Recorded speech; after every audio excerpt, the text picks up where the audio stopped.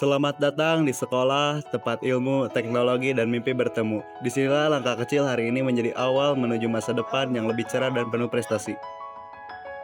Bersama perkembangan AI, belajar kini menjadi lebih mudah, cepat, dan kreatif. Namun, semangat kerja keras dan rasa ingin tahu tetap menjadi kunci utama untuk meraih kesuksesan.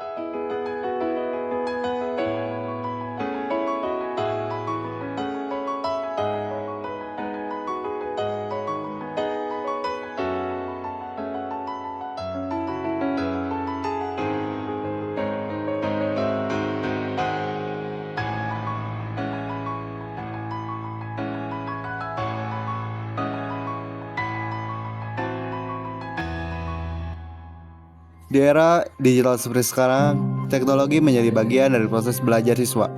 Dengan bantuan AI, tugas sekolah dapat dikerjakan lebih cepat, mudah, dan terarah.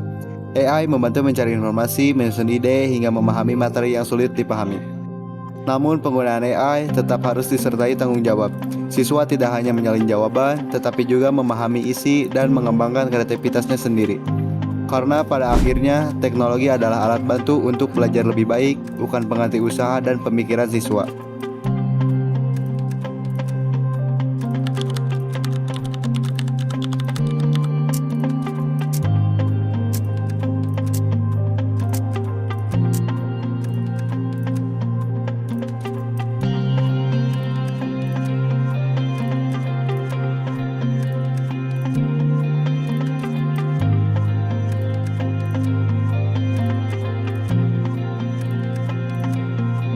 Bagus sih dengan adanya smartphone atau berbagai aplikasi pendukung seperti AI dan lain sebagainya.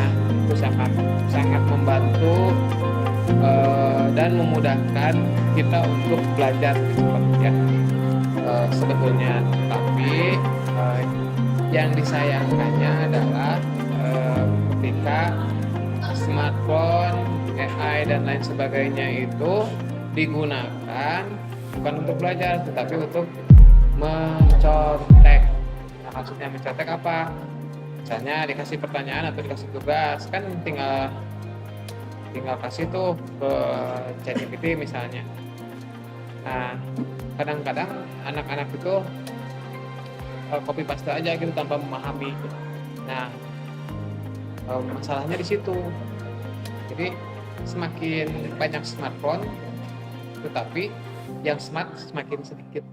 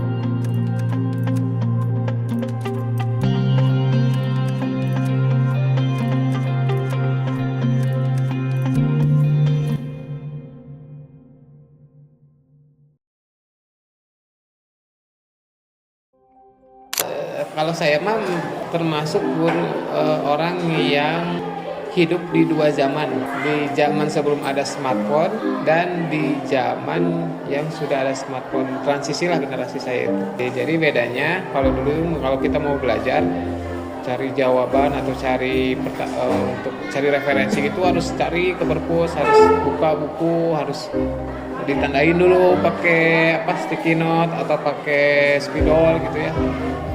Nah, terus dibaca gitu. Nah, kalau sekarang mah kan kita nggak perlu lagi buka banyak halaman buku, tinggal kita masukkan promptnya apa yang kita inginkan langsung keluar tuh datang.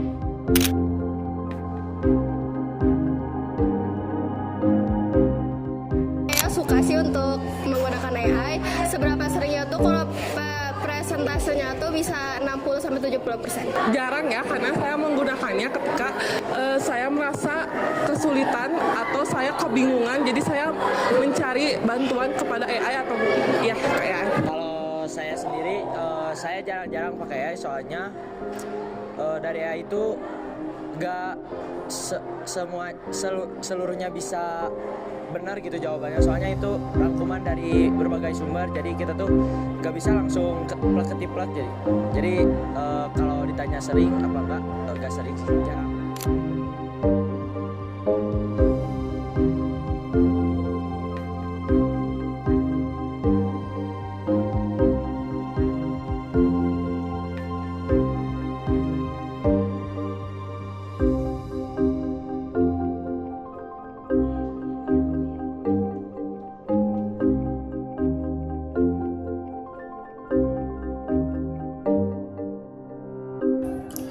Jadi sebenarnya kalau misalkan dipandang individual itu ada indikatornya kenapa manusia itu bersikap individual, bukan hanya pengaruh dari AI dan smartphone saja. Karena banyak juga orang-orang yang menggunakan AI dan smartphone tapi kehidupannya tidak individualis gitu. Jadi ada faktor-faktor lain yang bisa mempengaruhi kenapa sih manusia itu hidup individualis, bukan hanya faktor X saja atau faktor smartphone dan AI saja gitu.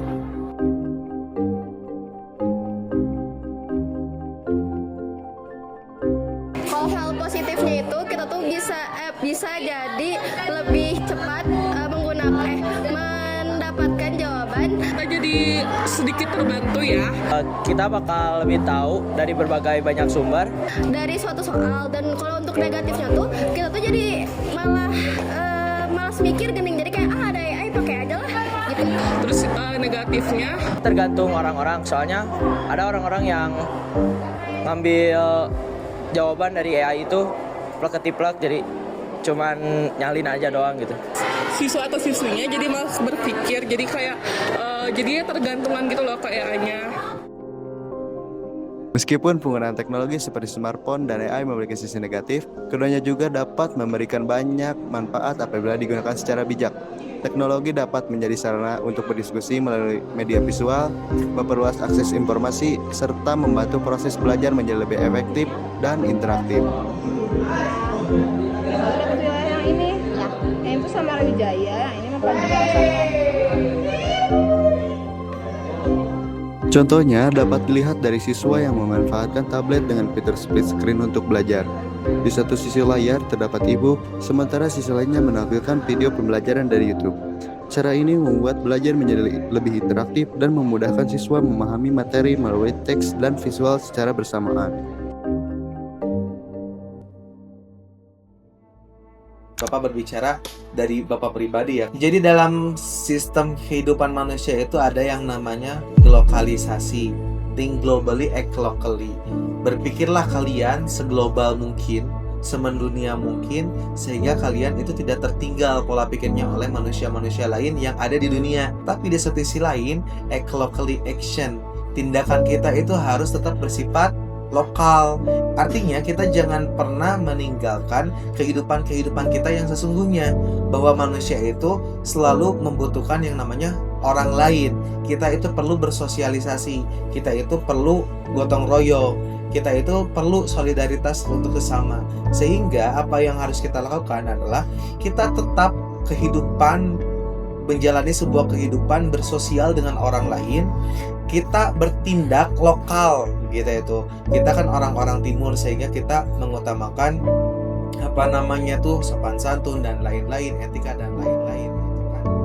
Berdasarkan hasil observasi dan wawancara, penggunaan teknologi dapat memberikan manfaat apabila digunakan secara tepat. AI dapat membantu memahami materi, sedangkan smartphone dapat menjadi sarana mencari informasi dan sumber belajar. Teknologi pada dasarnya diciptakan untuk membantu manusia. Oleh karena itu, penggunaan smartphone dan AI perlu diimbangi dengan kemampuan berpikir kritis, kedisiplinan, serta kesadaran untuk memahami proses belajar.